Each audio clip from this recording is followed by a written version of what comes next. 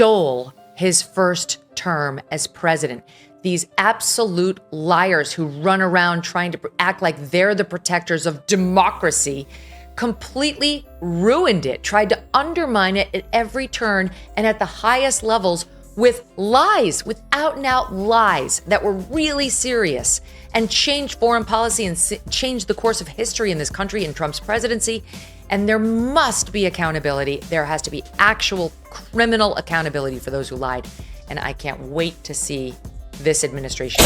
When Megyn Kelly set her sights on Barack Obama, she didn't simply offer criticism, she launched a calculated, relentless takedown. Every word landed like a precision strike, stripping away the carefully choreographed image that had been years in the making. With the poise of a seasoned prosecutor and the bite of a sharp-witted commentator, she peeled back the glossy layers of political theater to reveal the cracks beneath. What had once been hailed as a historic legacy was reframed as a cautionary tale, one marked by squandered opportunities, swelling ego, and a press corps too enamored to ask the hard questions. This wasn't debate. It was a demolition, myths reduced to rubble, truths laid bare. It was one presidential daily brief that was about to go to Obama in December of 2016 saying, the Russians, they didn't succeed in interfering in any meaningful way in our election. They did not hack voting machines, and it was going to downplay Russian interference.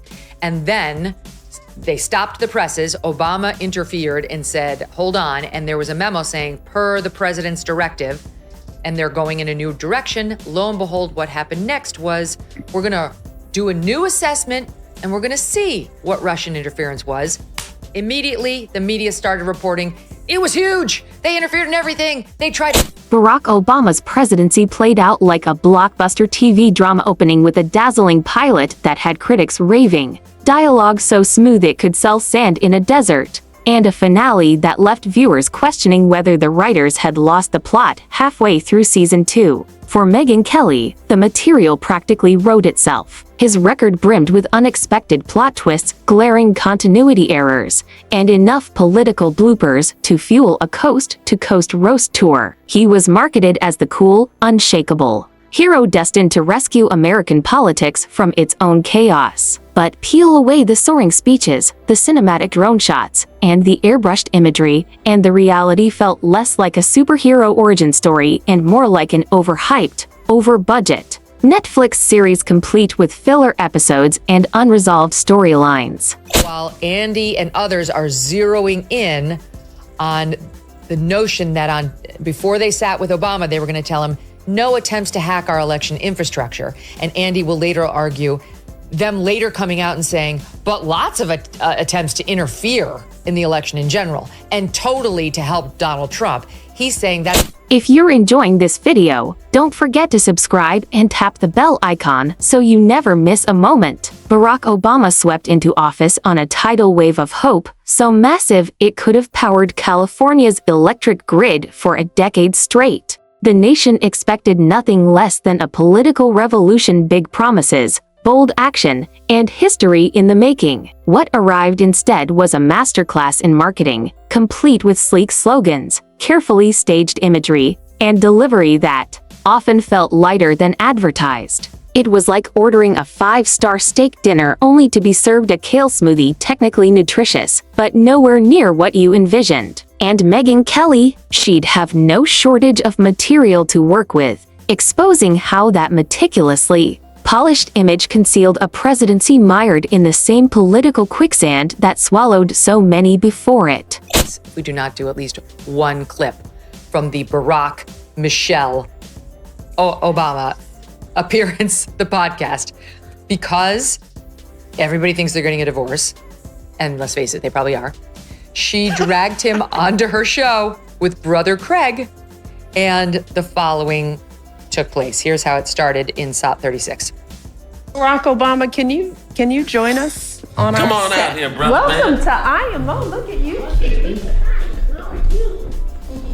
Wait. Take the Affordable Care Act, Obama's crown jewel, the legislation meant to define his legacy. On paper, it read like the policy equivalent of a warm embrace, affordable health coverage for everyone, a promise to protect the vulnerable and reform the system. But in reality, that hug came with a coffee spilled down your shirt and a request for a generous tip. Millions found themselves lost in a bureaucratic maze, clicking through glitchy websites, facing penalty threats, and watching premiums climb like a bad stock chart while being assured this was progress. The rollout of healthcare.gov was such a technical disaster it could have passed for a live-action comedy special, minus the laughter. Instead, the big finale was taxpayer money vanishing into what felt like a high-tech black hole, leaving citizens wondering if the cure had somehow made the illness worse. To that day 10 years ago, what I think binds it together, all these different strands, case upholding healthcare, a case declaring same-sex marriage part of our constitutional protections, of mourning. I think what pulls it all together is that no one person did any of that. So he's sitting around on a June Thursday thinking about himself and his glory.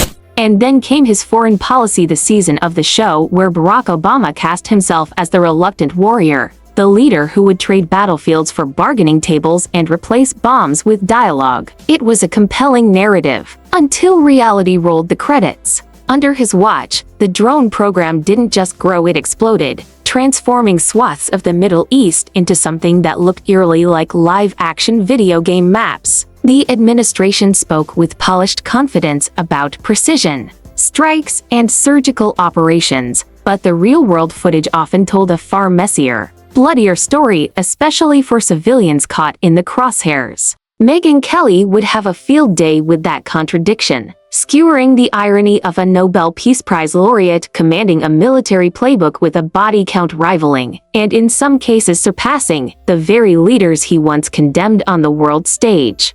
Other lie got pushed out there by Brennan at Obama's direction, and we're seeing what Brennan used to push the lie.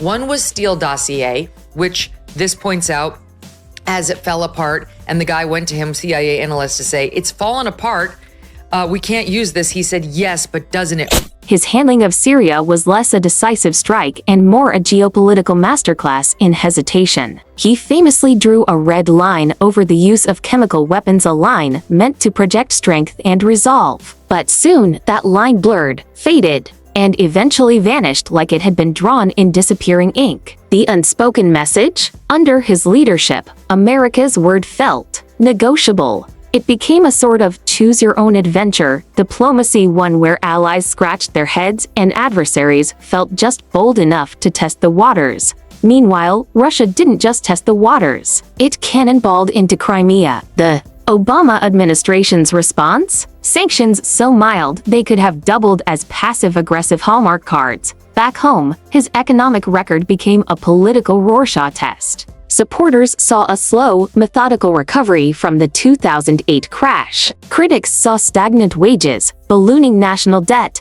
and a Federal Reserve churning out dollars like a monopoly banker on a caffeine binge. And perhaps the sharpest irony of all, the man who campaigned on unity and transformative change unwittingly tilled the soil for one of the most polarizing political climates in modern American history. If you add it all up, even the year, if the odds were you're going to be married to your partner for 50 years and 10 of those years could be bad, you'd sign up for it. You'd sign up for it. You'd sign up for it. Right. And that's really how it works out. Is it, Michelle? It's not. I've been married for 17 and a half years and not one was bad.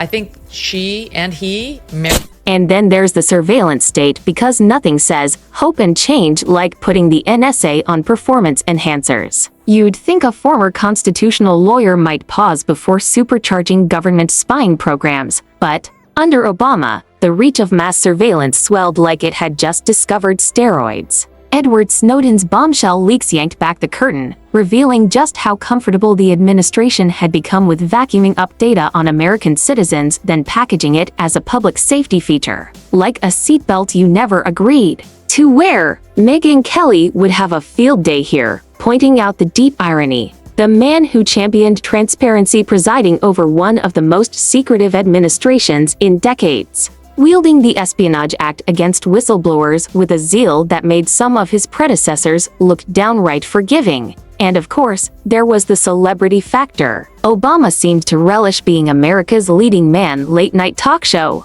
Banter, March Madness bracketology, viral YouTube cameos. It sometimes felt like he was more at ease delivering zingers at the White House Correspondents' Dinner than hashing out bruising bipartisan negotiations on Capitol Hill. A presidency, equal parts policy, and primetime entertainment. Operational point that he was determined to help Trump and get Trump elected was a political hit job that they then leaked to the media immediately, as you pointed out the other day, that before the homework assignment was even completed, in other words, Obama said, go back and change your report. They had leaked to the media what the conclusion of it would be. They had one goal and one goal only, which was to undermine Trump. Even his much-touted diplomacy came with blind spots you could spot from orbit. Take the Iran nuclear deal, hailed in headlines as a masterstroke of negotiation, a textbook example of peace through dialogue. But critics saw it differently. A short-term patch slapped over a long-term fault line, one that granted Tehran a veneer of legitimacy without dismantling the machinery that worried the West in the first place. Then there was the grand thaw with Cuba, a moment dripping with historical symbolism and perfect photo ops. The handshakes, the press coverage, the sense of history in motion, it all looked dazzling. But beneath the optics, many questioned what the U.S. actually secured in return. Beyond a spot in the news cycle. It was classic Obama. Soaring rhetoric, picture-perfect presentation, but often underwhelming tangible change, leaving supporters and critics alike with unanswered questions. Megyn Kelly would slice through that contradiction with surgical precision, highlighting how a man so adept at captivating a nation's attention could still struggle to bridge its divides. Meanwhile, the press often treated him like a political unicorn, rare, majestic, and oddly untouchable. Controversies like the IRS targeting scandal, the VA hospital failures, and Benghazi grabbed headlines, but they rarely stuck to him with the same permanence they might have clung to a less media-savvy president. Speaking of Barack Obama, he decided to drop a post on X today, and I thought, okay, maybe in the wake of the Pete Hegseth presser, he's going to say something like, no matter how you feel about the Iranian strike, hats off to our, boys in blue, our guys in the bombers. He went a different way. This is what it was. I'm curious how you're thinking about this eulogy specifically in the moment and all the tensions that you just brought out. I didn't even want to talk. I was so mad. Part of the reason I think I ended up having anything to say at that moment was when I heard some of the victims' families forgive the shooter. And I thought, all right, let's see if maybe this is a way America... His ability to deflect criticism bordered on an art form. Confront him with a tough question, and within seconds, he could glide into a charming anecdote or a disarming joke, often before the audience even realized the original point had been sidestepped. It was political sleight of hand, wrapped in charisma, polished with that signature cadence. By the time he left office, the gap between the soaring poetry of his campaign speeches and the gritty prose of his governance was impossible to miss. The man who pledged to heal the nation walked away from a political landscape even more fractured than the one he'd inherited. To his admirers, the legacy is one of hope, historic symbolism, and a cool-headed dignity rare in politics. To his detractors, it's a story of missed opportunities, contradictions, and style winning out over substance. The Obama presidency often felt like a masterclass in branding, a meticulously staged production that kept audiences mesmerized, even when the script was fraying at the edges. And like any great showman, he took his final bow to thunderous applause, leaving half the theater inspired, and the other half wondering if they'd just witnessed a drama or a well-marketed illusion. A meeting was held. It was called and held, including all of Obama's top people, all of them. And they had a big meeting on this, and the next day, things changed dramatically on the Russia narrative, and changed in a way that would support the Russia allegations, that would go on to undermine the entire first term Because in the end, Barack Obama's political legacy is a paradox wrapped in a TED Talk. The man who electrified the nation with promises of sweeping change delivered, more often than not, a series of careful, incremental tweaks. The leader who pledged to heal America's divisions left behind political fault lines deeper and more jagged than before. And the candidate who railed against the machinery of endless war quietly became one of its most discreet caretakers. It's a legacy that doesn't just invite analysis, it begs for a roast. The kind that strips away the varnish and lets the contradictions glare in full view. And judging by the sheer volume of material still untouched, that roast is far from overdone in his post-presidency. Obama has mastered the art of self-promotion, wrapped in the language of public service. Every appearance is staged with the precision of a Broadway production, dramatic pauses, practiced sincerity, and the air of a man convinced the world still waits breathlessly for his next policy revelation. In truth, it's often just another meticulously packaged story crafted to keep the audience nodding, applauding, and believing the encore will be bigger than the show that came before. Fuel on the fire that there's a potential, maybe a divorce or some sort of rockiness going on in the Obamas' relationship. They both posted these mirrored, very choreographed Valentine's Day messages on X, but he was just seen at an LA, the basketball team. What's it called? I can't remember the name. The Clippers, thank you. Game without her. And the LA Clippers. And then with Steve Ballmer, who's the owner, he's been on this show. And then on Tuesday, he was spotted eating out at a fancy dinner in Sherman Oaks with both daughters, Malia and Sasha, but again, no Michelle, according. The carefully curated public persona is polished to such a high gloss that any trace of raw authenticity has been buffed away. This isn't the image of a former leader wrestling with the hard truths of governance, it's the presentation of a brand ambassador selling a lifestyle. He's perfected the influencer playbook. Open with a dash of moral outrage, sprinkle in a few bite-sized inspirational quotes, frame it all against a photogenic backdrop, and watch the likes roll in. The result feels less like the work of a statesman and more like a global lifestyle blog, equal parts aspiration and performance. Domestically, his so-called signature achievements are often a patchwork quilt of compromises, stitched together in a way that satisfies no one entirely, yet somehow marketed as monumental victories. It's the political equivalent of a heavily advertised fast food sandwich, briefly satisfying, instantly forgettable, and gone before you've even processed the taste. The irony? His current public commentary frequently targets the dysfunction of Washington, delivered with the authority of an outside observer, as if he wasn't a starring character in that same long-running drama for 8 full seasons. On the record, they can pretend all they want that it's just tabloid fodder that has led people to think they're on the outs. That oh yes, he appeared without her, here or there, and people, no. Okay, first of all, she didn't go to the Trump inauguration. She didn't go to the Jimmy Carter funeral. He's been spotted out at basketball games and out to dinner with their daughters repeatedly without her. You'd be hard-pressed to find a recent picture of the two of them. He talks about political division as if he's a neutral spectator, casually sidestepping the reality that his own presidency helped carve some of the deepest ideological trenches in recent history. It's a clever performance step into the role of the wise elder statesman while pretending the mess is entirely someone else's doing. And the media? They drink it in like he's descending from a mountaintop with freshly etched tablets of wisdom. Perhaps the most enduring feature of the Obama brand is its mastery of selective memory. Supporters are invited to recall the electrifying speeches, the effortless cool, the magazine covers that turned him into a cultural icon, but not the disappointments, the compromises, or the promises quietly shelved. It's nostalgia, gift-wrapped. In marketing, where every flaw is reframed as a lesson and every shortcoming is sold as an inevitable reality of leadership. In that process, he's become nearly untouchable to his base, a figure more myth than man.